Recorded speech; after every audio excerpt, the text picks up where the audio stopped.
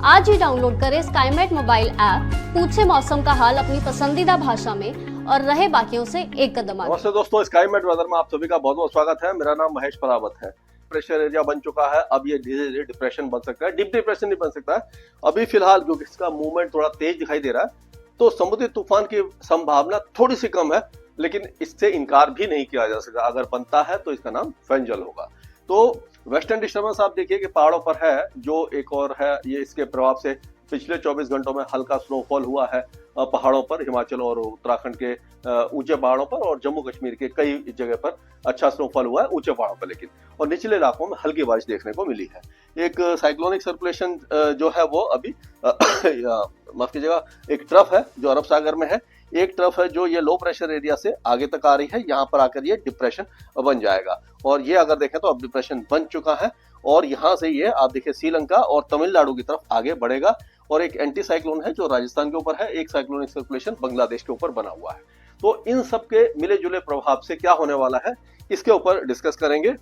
तो अगर देखा जाए तो पिछले 24 घंटों में आप देखिए कि पहाड़ों पर बारिश हुई है, हल्की बारिश हुई है, और उसी तरह से तमिलनाडु के तटों पर अच्छी बारिश हुई है, श्रीलंका में भारी बारिश की गतिविधियां देखने को मिली है। लेकिन अब क्योंकि ये जब डिप्रेशन आगे माफ कीजिएगा आगे बढ़ेगा, तो श्रीलंका के कई इलाकों में भारी से अति भारी बारिश होगी, जैसे कि बमुनिया, जाफना, तो ये अनुराधापुरा, त्रिंकोमाली, बटिकोलोआ, और आपका नेरो एलिया हो गया, और ये जितने भी जो पूर्वी तट है वहां पर भारी बारिश होगी, और कोलंबो वगैरह में, और आपका गाले में, और मिरिसा वगैरह, ये जो इलाके हैं, और इन सारे इलाकों में काफी कैंडी वगैरह में भी अच्छी बारिश की संभावना नजर आ रही है। यानी कि श्रीलंका में सबसे ज्यादा इसका असर देखने को मिलेगा, उत्तरी श्रीलंका में ज्यादा मिलेगा, उसके बाद ये जो साउथ तमिलनाडु है वहां पर इसका मूसलाधार बारिश के रूप में एक तरह से असर दिखाई देगा। और अगर देखा जाए तो आंध्र प्रदेश के तटीय भागों में भी भारी बारिश हो सकती है, केरल के दक्षिणी इलाकों में भी मॉडरेट शावर्स होने की संभावना हमें नजर आ रही है। तो इस तरह का वेदर अब रहने वाला है।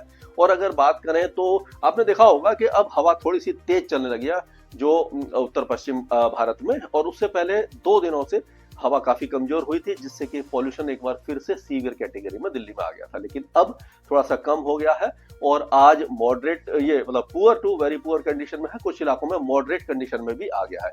तो हवा का डायरेक्शन, और अगर लगातार हवा चलती है तो उससे वो डिस्पर्सल होता है, यानी कि वो ये बड़े एरिया में छितर जाता है, और जिससे कि पॉल्यूशन को काफी ज्यादा राहत मिल जाती है। तो अगले 2 दिनों के दौरान ठीक ठाक हवा चलेगी, जिससे कि पॉल्यूशन और ज्यादा कम हो सकता है, लेकिन अभी भी खतरनाक स्थिति में बना हुआ है। आपको अपना प्रिकॉशन रखना पड़ेगा, मास्क वगैरह पहन करके निकलना पड़ेगा। और आगे चलते हैं, हम देखते हैं तो ये जो CIMSS की जो साइट है वो दिखा रही है कि ये देखिए, ये जो डिप्रेशन है, इन्वेस्ट एरिया दिखाते हैं, ये एक यहाँ पर बना हुआ है, और एक ये मेडागास्कर के आसपास बना हुआ है। 3 ये तूफान बनने की संभावना दिखाई दे रही है। इसी को हम जॉइंट टाइफून वार्निंग सेंटर के हिसाब से देखें तो ये जो डिप्रेशन बन रहा है इसका 99B नाम रखा हुआ है, और 96B जो है वो ये जो नीचे और ज्यादा है यहाँ पर दिखाई दे रहा है। तो ये डिप्रेशन है, ये अभी मतलब कि साइक्लोन नहीं बना है। अगर साइक्लोन बन जाता है तो उसका नाम दे दिया जाता फेंजल, लेकिन चांसेस थोड़े कम दिखाई दे रहे हैं। तो इस तरह का वेदर यहाँ पर आप देख सकते हैं। ये सैटेलाइट पिक्चर है, इसमें भी आप देख सकते हैं कि जो बादल हैं बहुत ज्यादा बने हुए हैं, पूरे इलाके में बने हुए हैं, और ये इस तरह से आगे आ रहा है। तो इसके असर से काफी अच्छी बारिश होने की संभावना हमें नजर आ रही है।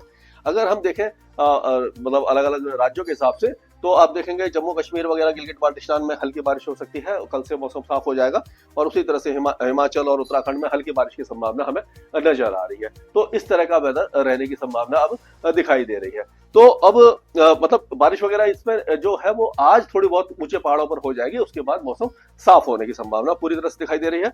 पंजाब में अब जो मौसम है वो पूरी तरह शुष्क रहेगा, और टेम्परेचर एक बार फिर से गिरने लग जाएंगे। यानी कि अभी जो थोड़े से टेम्परेचर बढ़े थे 2 दिनों के कारण, 2 दिनों में जो उमस, ये क्या कहते हैं, पॉल्यूशन बढ़ा था, हवा कमजोर हुई थी, तो अब वो फिर से बढ़ने लग जाएंगे।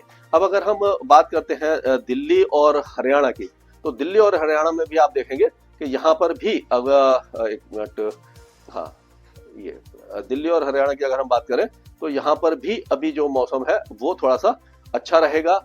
यानी कि ठंड की शुरुआत हो चुकी है, टेम्परेचर फिर से गिरेंगे। जो दिल्ली में 12 डिग्री के आसपास आ गए थे वो फिर 1-2 दिनों में 10 डिग्री के आसपास आ सकते हैं। लेकिन सुबह के समय धुंध और कुहासा छाएगा, पॉल्यूशन में थोड़ी सी कमी दिखाई देगी। अगर हम और आगे चलते हैं, आपका ये जो बात करें हम उत्तर प्रदेश की। तो उत्तर प्रदेश में जो हवाएं हैं वो अभी भी उत्तर पश्चिम दिशा से इस तरह से चलती रहेंगी, ये इस तरह से चलती रहेंगी। और आप कह सकते हो कि उत्तर प्रदेश में भी अब कोई वेदर एक्टिविटी दिखाई नहीं देगी। टेम्परेचर फिर से गिरने लगेंगे, सर्दी की शुरुआत हो चुकी है। दिन के टेम्परेचर भी अगर देखा जाए तो ये 27 और 28 डिग्री के बीच में ज्यादातर जगह पर रहेंगे और एक दो स्थानों पर पूर्वी उत्तर प्रदेश में 29 या 30 डिग्री तक रह सकते हैं। अगर पंजाब और हरियाणा और दिल्ली की बात करें तो 30 डिग्री के नीचे टेम्परेचर रहेंगे। राजस्थान के ज्यादातर इलाकों में 30 डिग्री के नीचे रहेंगे, लेकिन दक्षिणी राजस्थान में 29-30 डिग्री के आसपास रह सकते हैं। गुजरात में ये 32-33 डिग्री के आसपास रह सकते हैं। और अगर महाराष्ट्र की बात करें तो महाराष्ट्र के भी कोस्टल एरियाज में ये 32-33 डिग्री रहेंगे। सबसे ज्यादा टेम्परेचर जो है वो कोस्टल कर्नाटका में 34 से 35 डिग्री तक रह सकते हैं। और अगर हम बिहार की बात करें तो बिहार में भी कोई वेदर एक्टिविटी नहीं है, मौसम साफ रहने वाला है। झारखंड में भी कोई मौसम गतिविधि नहीं होगी और उसी तरह से पश्चिम बंगाल पूरी तरह शुष्क रहेगा। लेकिन उप हिमालय पश्चिम बंगाल और सिक्किम में हल्की बारिश होने की संभावना कहीं कहीं पर दिखाई दे रही है और पूर्वोत्तर राज्यों में भी लाइट रेनफॉल की संभावना ही दिखाई दे रही है। अगर हम राजस्थान की बात करें, राजस्थान का मौसम सूखा है, लेकिन दक्षिणी राजस्थान में थोड़ी सी गर्मी है। उत्तरी राजस्थान में टेम्परेचर गिरना शुरू हो जाएंगे। मध्य प्रदेश पूरी तरह शुष्क रहेगा और यहाँ पर भी 30 डिग्री के नीचे ज्यादातर जगह पर तापमान आपको दिखाई देंगे। छत्तीसगढ़ में भी वही हाल है और उड़ीसा में कुछ इलाकों में टेम्परेचर 30 डिग्री के आसपास रह सकते हैं। गुजरात गर्म रहेगा, महाराष्ट्र भी हल्का गर्म रहेगा, लेकिन मौसमी गतिविधि दिखाई नहीं देगी आपको।